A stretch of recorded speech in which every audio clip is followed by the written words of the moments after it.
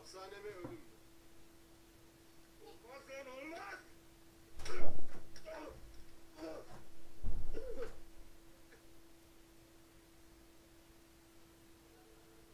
Ali!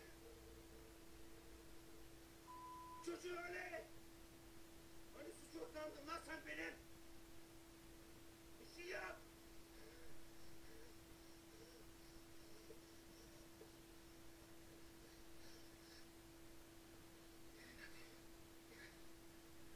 İkiniz de gelin. İkiniz de gelin. Seni bir kere öldürdüm. Bir daha öldürürüm.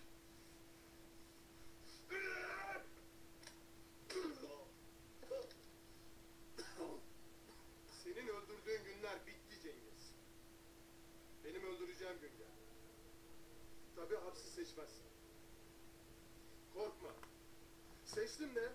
Seçtim de dokunmayacağım sana.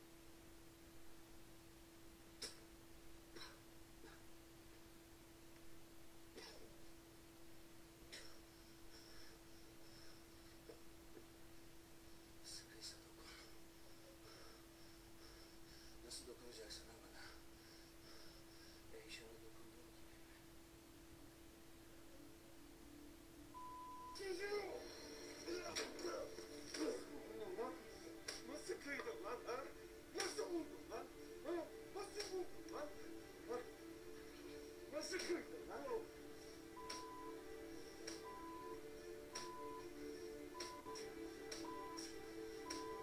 Hayatım! Ha? Hayatım!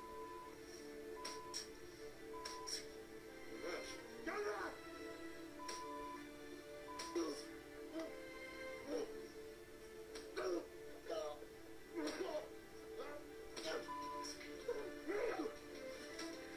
Nasıl kıydın?